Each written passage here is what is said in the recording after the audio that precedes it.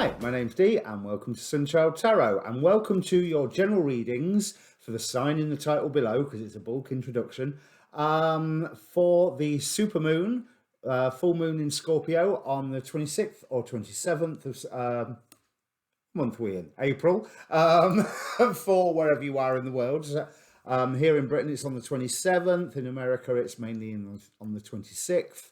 Now, I'm not going to spend a lot of time on the astrology of this because I'll be live streaming 6 p.m. UK time, so 1 p.m. Eastern, 10 a.m. Pacific on YouTube with astrologer David Fisher. We'll go through the astrology then. As ever, general reading rules apply. Timing is not absolute. This is an interesting full moon. I think I tend to look at these readings as looking over the lunar cycle or half lunar cycle, if you know what I mean, from full moon to full moon, rather than new to new. So we'll see how long that they last. You should hopefully pick up the energies from them. If someone else appears in the readings, roles can get reversed. Doesn't very often happen in the spread that I'm using. But as I say, timing is far from absolute is the main point here. So, as ever, I would like you to hit that like button if you like the reading, or if you like the video even. No, the reading might not be so hot. And feel free to subscribe to the channel while you're here, because it really does help. I think that's it for my housekeeping. The reason I do a bulk introduction with a timestamp in the description below, so that you can fast forward to the reading, don't do it yet, is I would like to watch your sun, your moon and your rising. And you don't need to listen to me waffle 3 times over. You know what I mean? So there is a timestamp below if you're wanting to fast forward if this is your second or third time round. And there is a link to the Facebook page for this channel, where I post these videos, obviously, because I do not trust YouTube notifications. But I also post the weather report style astrology YouTube videos that I watch, so you can learn along with me, and I try to make it a bit of a one-stop shop. So anyway, I think that's everything. Oh yeah, if you don't know your moon or your rising sign, there's a link down there for there's 2 links: free birth charts, AstroSeek or Cafe Astrology. I'm now tending more towards using the AstroSeek, just because I know what I'm doing a little bit more, and there's so much you can get the chart to be presented the way you want it to be. So this full moon, it's an interesting one. It's ruled by the angel Jeliel. 7 degrees Scorpio is ruled by the angel Jeliel, who represents recapturing the spark and love and wisdom. Now, that recapturing the spark could mean the passion for a project, a field of research, or a person, you know. So there is that whole romantic element to it. There is a lot of, if you look into the positions of the planets and the degrees that they're holding and the degree symbols and what have you, there is a lot of sexual energy in this full moon, which figures with us just coming off the back of that Venus-Uranus conjunction, although again, that's about more than just relationships and sex lives. But what I've also found is interesting is the relationship to other new moons. Being in Scorpio, it represents transformation. Now, the moon, if my notes are correct, is in its fall in Scorpio anyway. But it's also, being in Scorpio, traditionally ruled by Mars. And Mars is just gone into Cancer. So the moon and Mars are in mutual reception. They're amping each other up. So I think there's any transformations that are begun more under or that are ongoing, I think it would be an even better way to put it, will have that little bit extra oomph. Now, Scorpio under modern rulership is ruled by Pluto. As we know, Pluto's still in Capricorn. But 7 degrees Scorpio is the site of the Pluto of harmonic convergence, which, if you know your hippie woo-woo, then that was a big event in the late, oh, I didn't write the date down, 87, 88, where there was this opening of all new energies coming onto the planet. So I think it's quite significant where this full moon is potentially giving us a chance to actually use those energies now. We've had plenty enough time since the 80s, late 80s, to assimilate to them. It's about time we use them. And also, the other thing I noticed is that it's on Aleister Crowley's Jupiter. Now, there was something else that was like really hocus pocusy with this full moon. I didn't write it down. I've forgotten what it was. But I would imagine this full moon would be great for full moon rituals. However, watch every single astrology forecast video I've posted on that YouTube page first. Do your research. Make sure that what you would be magically working towards, creatively visualizing, sat with a candle, what have you, is in line with the astrological energies that are there. Because I noticed the closer we get to the full moon, the astrologers' descriptions of this full moon are getting nicer and nicer. And there are some beautiful aspects to it. But there are also some quite traumatic aspects as well. So be careful what you ask for, because you might just get it. I think it's the, sometimes the genie is best left in the bottle.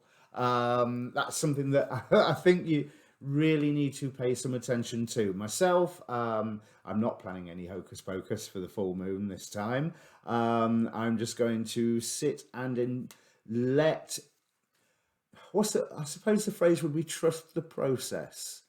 Allow the transformation energies to unfurl. Because for me, I was alive during harmonic convergence. So for me, this is really, really important. And it being on Aleister Crowley's Jupiter makes me think that magic at this time has a high chance of getting bigger.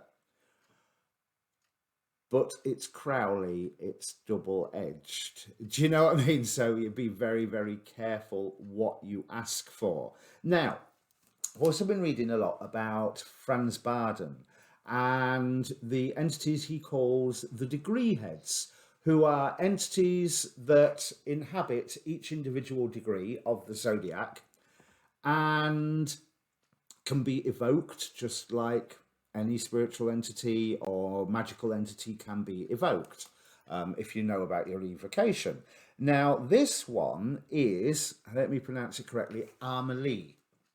Now, Amelie, here's the description, protects man against all infectious diseases and causes him to look after himself so that he is at any time able to resist infection. If karmic reasons make it necessary, or if it lies in one's fate, this head, i.e. the entity Amelie, will not prevent an infection. Amelie teaches the magician many means of protection against the most diverse types of infectious diseases from the magical point of view. Since there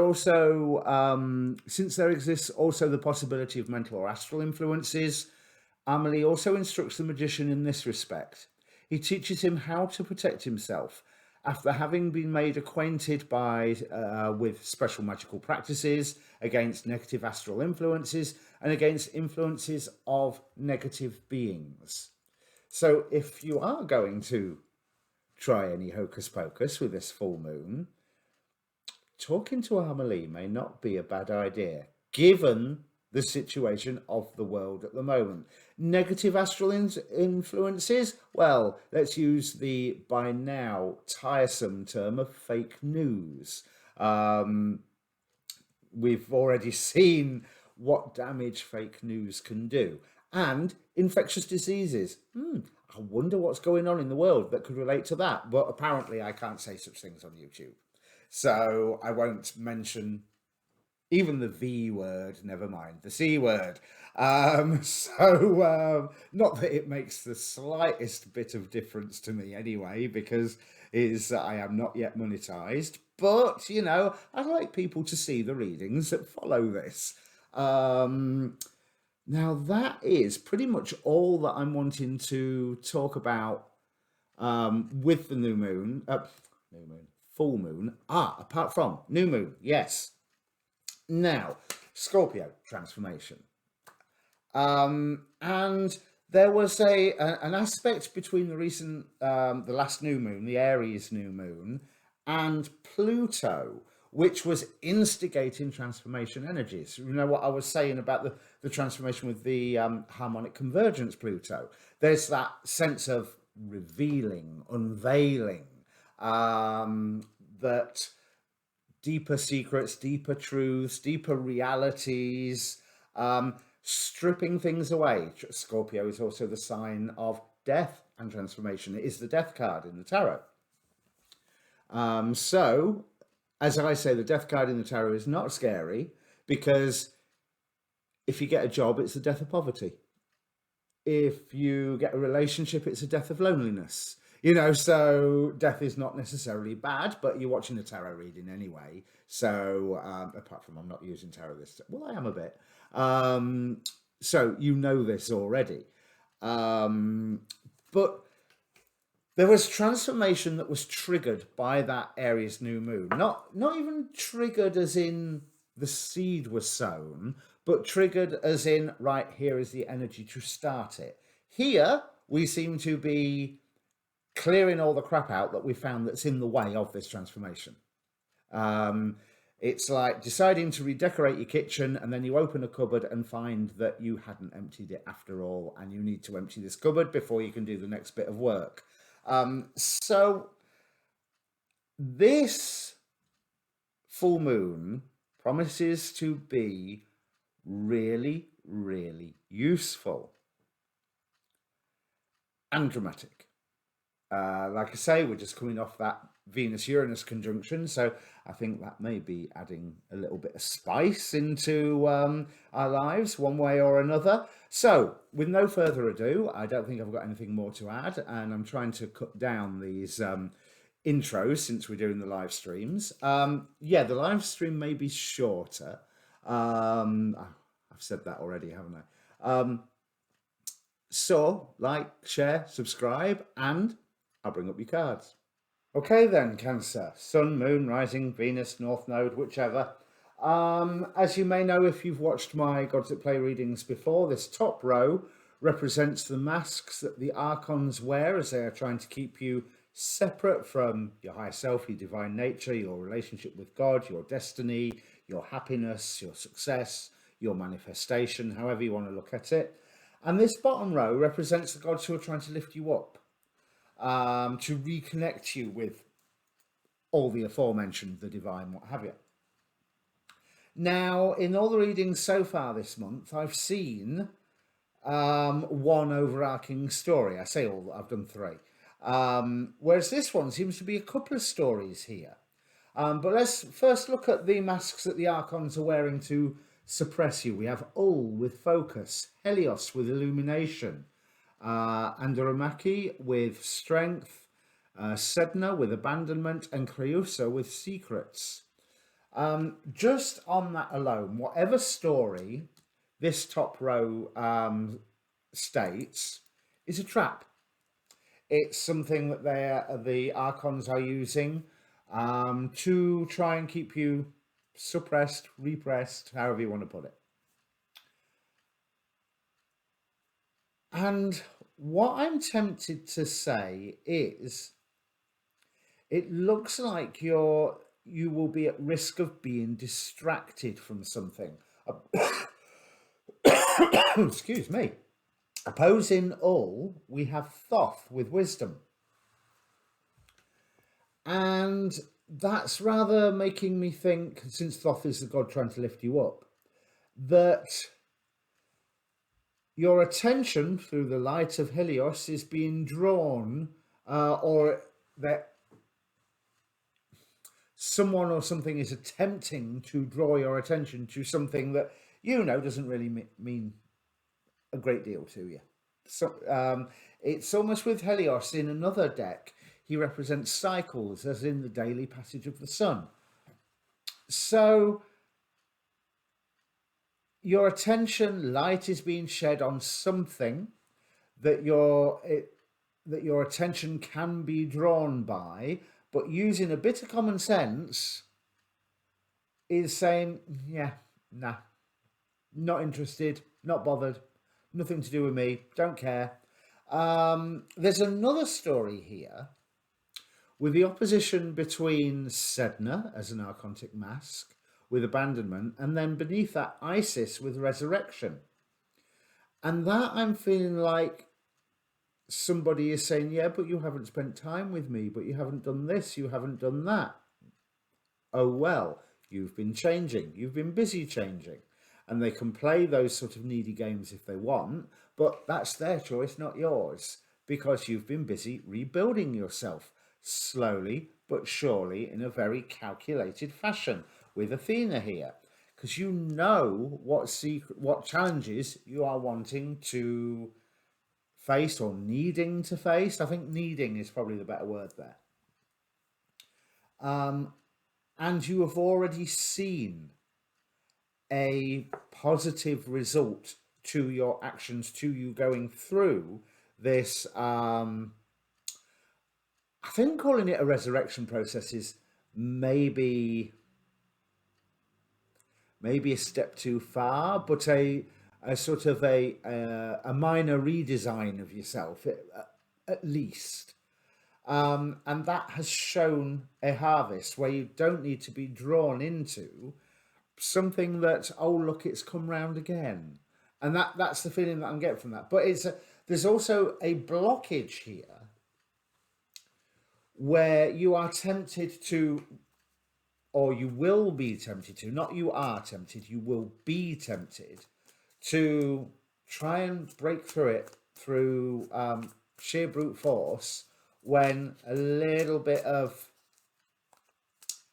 ingenuity and a little bit of strategy means that you can sidestep it rather than face it head on.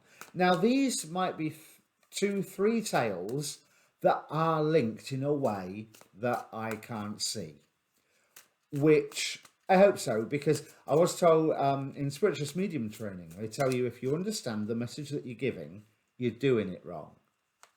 So I'm not too worried about the fact that I don't understand. Devil card, clarifying all here. Yes, your attention, someone or something is trying to draw your attention away to things that you should be paying attention to, and it is surprisingly a trap, because it's almost like, yeah, you know, you've had to balance certain things in life in the past. No news flash, you know, nothing to see here, move along please. Of course you've had to balance other people's wants, needs, desires, actions with your own life, because we all have to. Oh well. However, it does look to me like there are friends on your side, and whatever this obstacle is, yeah, I get it. Whatever this obstacle is, you can possibly, with the friend's assistance, and certainly with the results of the transformation you've been working towards, whatever you've been building up towards anyway, you can engineer that obstacle collapsing in on itself. So it's not that you are banging your head against it, trying to get through a brick wall. Think of it more as a Jenga tower, and you just have to remove one block. That's all. One tiny block. Really easy. You do that, everything else topples under its own weight. Because this new you that you've been working on is a form of, oh, I want this card as well. Okay. Is a form of wish fulfillment for you. And with Demeter here, or Demeter, I'm sure it's Demeter, I'm pretty sure that this is not just a process that starts this month. This has been an ongoing process. And although there's somebody else saying, yeah, but it's all right talking about your needs, but what about mine? And it's like, nah, I think you've actually been right to focus not on your needs, but on your transformation. Because I get it, there is a challenge that you have been building up to. There is a challenge that you have been wanting to face. So maybe knowing that where you were 6, 10, 12 months ago, you weren't ready to face that particular challenge. But now that you've been going through this transformation process, you're getting there, and you have Ace of Wands here, the drive forward to hit those challenges head on. Bear in mind,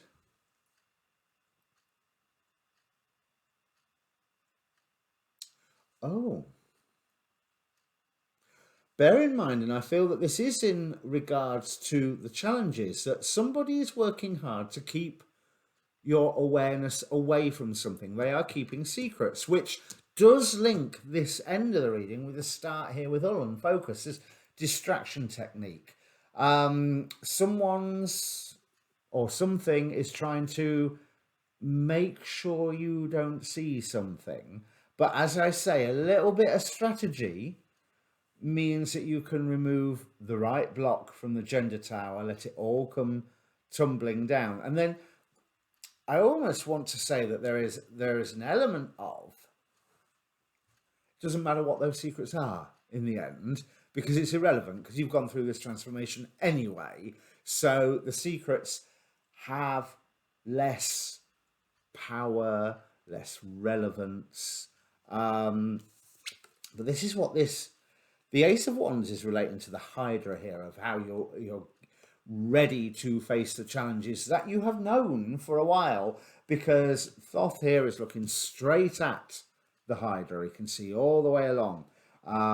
Demeter is walking towards the Hydra. Athena is checking the field around the Hydra by not facing, but not looking directly, facing out the card, looking at me. Princess of Swords, there's some form of cyber action, some form of internet messages, maybe a younger air sign that's helping you. Well, the phrase I've got in my head is uncover secrets like lightning. It's almost as if there's some secret that someone is trying to hide from you that, oh my God, at the moment of its reveal, is it dramatic? You know, you can hear that, what was it? Drama guinea pig, drama hamster, drama whatever, but that ba ba ba. But like a lightning strike, within seconds it's over. Done. Doesn't matter anymore. Been and gone. You know, it's spent its potential. You think about lightning, it is potential energy charge in the clouds in the before it grounds itself. And there's been this potential for so long.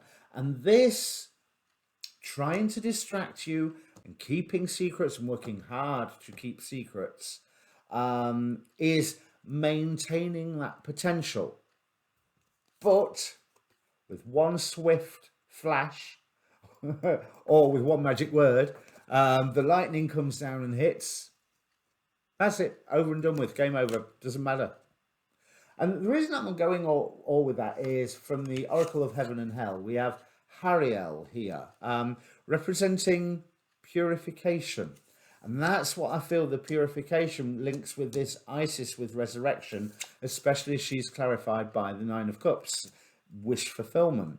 And the other thing is, you notice on this tower card, there's the shaman at the very front, just there. He's in charge here. And I get the feeling that sometimes when I'm reading this card, the shaman can be a threat, a challenge to somebody. Nah, not here. It's you. That's you. He has called down the fire and has called down whatever that strange thing wrapping around the tower is. He has set fire to the tower through his own power. That was his choice. So, as I say, a little bit of strategy. So, don't be distracted.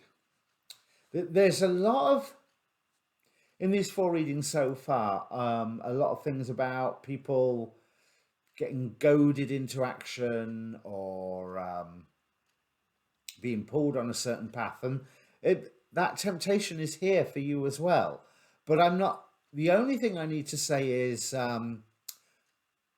here, it's not don't get goaded into something, it's just don't be distracted. So whatever this personal transformation is that you have already commenced, stick with it. Stick with it, it's getting you places. And it will give you the strength and the tools that you need to face the challenges that are coming up, or the challenges that you yourself have decided that when I'm big enough, strong enough, bright enough, what have you, then that's what I'm going to tackle. And that tackling time is coming up here. That's really nice, Cancer. You've put the work in by the looks of these cards, and thinking back to recent readings, you have put the work in. So, excuse me, you can do this. You really can do this. Just don't get distracted. So if it means anything to you, Cancer, comment down below. If you like the video, please press the like button. It really helps with the YouTube politics algorithm, all that business.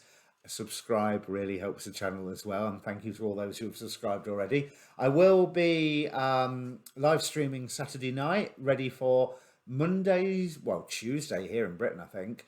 Monday stroke Tuesday's full moon. I might not be on long. I'm having an operation on my mouth on tomorrow, so I don't know how well I'll be able to talk. But astrologer David Fisher will be on, and we'll dive into the full moon, and he'll be able to talk enough for the both of us if I can't. All right, see you then.